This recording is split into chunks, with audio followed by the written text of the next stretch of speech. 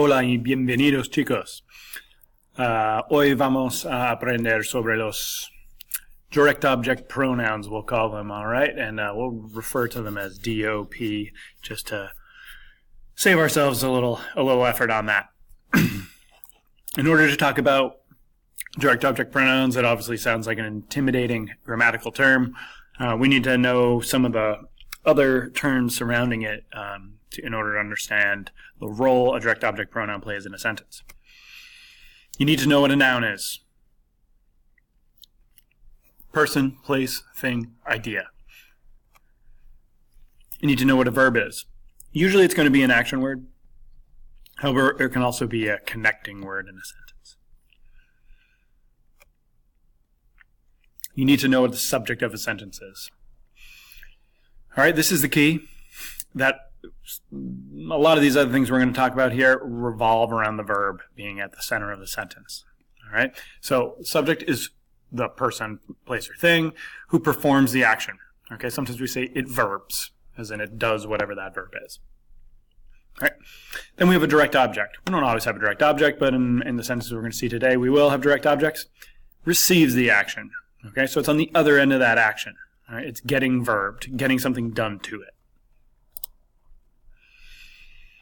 Okay, a pronoun. Again, definitely not in every sentence, but when we have pronouns, it's a word that takes the place of, that replaces a noun, a person, place, or thing.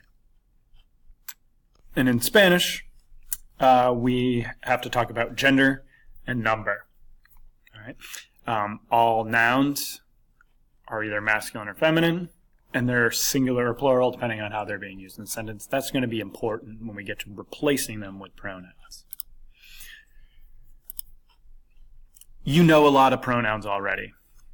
Words like yo, ella, ellos, and usted, right? Ella meaning she, right, replaces the name of the person, right? You know reflexive pronouns for myself, yourself, himself, herself. You know indirect object pronouns that you put in front of verbs like gustar, me gusta, te gusta, le gusta, right? All right, you also know some demonstrative pronouns. Demonstrative pronouns are ones you use when you're pointing at something to say this or that, right? So words like este, when you're saying este es mi amigo, right? Or eso, those kind of words. All right, so these are all different types of pronouns. They're all words that we use to replace a noun in a sentence. Okay, but the ones we're going to talk about today are a different group. All right. First, we're going to backtrack, though, and talk about subject pronouns. These are the first ones you learned in Spanish. Yo, tú, él, nosotros, stuff like that. All right, so these words are always the subject of a sentence. I speak Spanish. Well, I guess not always, but frequently we use them that way. All right, and we know that to say I speak Spanish, yo hablo español. Yo is my subject pronoun. We also know, though, that perfectly acceptable, just as clear of a statement to just say hablo español. Oh, that's supposed to say they. They live in Forestdale. Ellas viven en Forestdale. All right, but we also know you can get rid of the ellas. Viven en Forestdale also means they live in Forestdale. So, what do we know? What is this telling us? Subject pronouns are often omitted because they are already expressed by the verb ending. They're redundant. We don't need the yo because we have the o. We don't need the as because we have the en. So, we're going to talk a lot today about this word it because it's complicated in Spanish. It can be expressed a lot of different ways. All right. So when the word it is a subject of a sentence, that is, it's performing the action, it's doing the verb, right? It's verbing in the sentence. These are some examples. It is Monday. It is hot.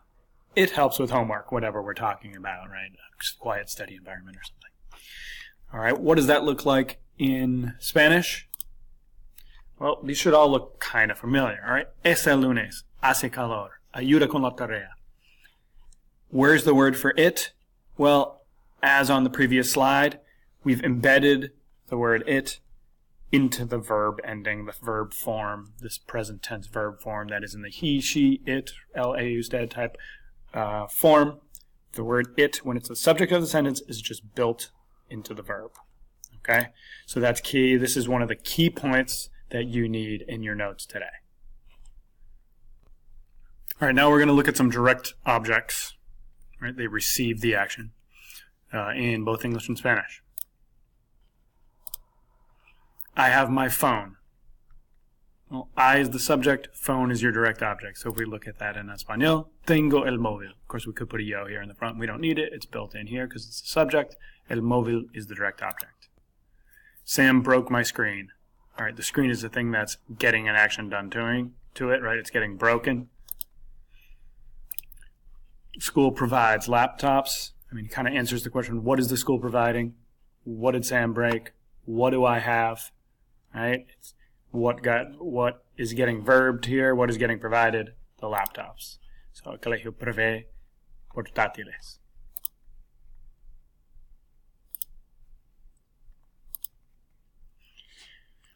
These are direct object pronouns in English. Right? Things that receive the action. Me, you, him and her. It, which is a word that, as we said, is complicated. Them, us, you. So not we, us, not I, me, those kind of words.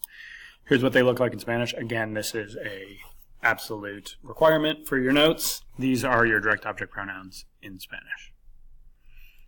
If you notice, you got 3 here, 2 here, you got 1 here, 2 here. Hopefully that will make more sense as we go forward and talk about how you choose which pronoun you need.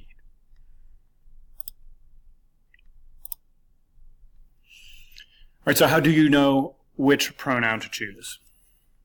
We're mostly going to talk about those ones on the bottom row there, the third person ones. It, him, her, them. All right, because that's when you really need to choose.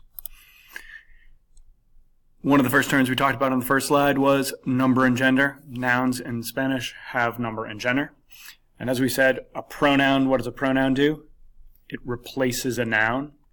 So we're going to look at the noun that we're replacing. Okay, we're going to determine the number and the gender. Is it singular or plural? Is it masculine or feminine? Of the word we're replacing, and that's how we're going to choose here. So if we have a masculine singular, it's going to be low. Feminine singular, masculine plural or mixed, feminine plural. So our sentence is, I have the phone. Tengo el móvil. Okay? I want to replace this direct object with the pronoun, it. Okay, well, what am I going to choose? Again, my word bank is really lo, la, los, las. Well, I need to determine if el móvil is masculine or feminine, singular or plural. All right? Really, the best way to do that is to look at this article in front of it. Right? El is definitely masculine and definitely singular. If I just look at móvil, well, I mean, I can tell it's singular, but I really got to probably look at this article to tell if it should be masculine or feminine. So I need a singular masculine pronoun to replace it. And it's going to be the lo. Okay, so lo tengo would be I have it. Just to make a note here of the placement of the lo, because we're going to talk about that in a little bit. Sam broke the screen.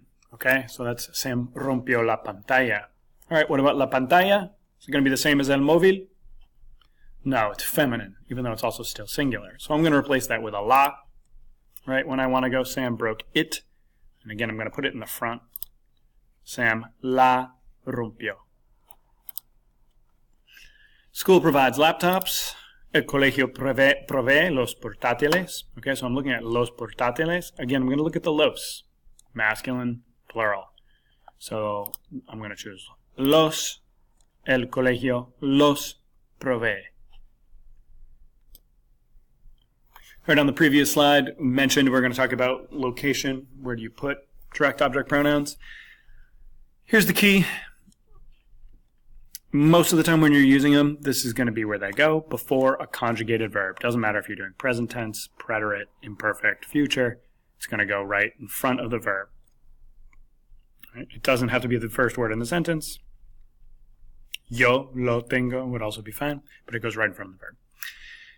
You also need to definitely know that it can also be attached to the end of an infinitive. Okay, so you're saying quiero comprar, I want to buy it. Well, I want to buy that. The it is the direct object of the buying, right? So you attach it to the end of any infinitivo. Okay, quiero comprarla. It would also be acceptable to put the la in front of the quiero because it's a conjugated verb. La quiero comprar would also work, but this is pretty customary. All right, for those of you who are planning on going on Spanish 4, things like that, you should probably know these other rules with them. All right, if you have a command, affirmative only, it gets attached to the end. Ítem, comelas. Gerunds used for ongoing actions. I am studying it. Estoy estudiándola. All right. All right, that's about it. Make sure you absolutely have everything that is in a red box from this presentation in your notes, in addition to anything else that you think is going to be helpful for you, some examples, things like that, to be able to use your notes successfully to help you write things correctly.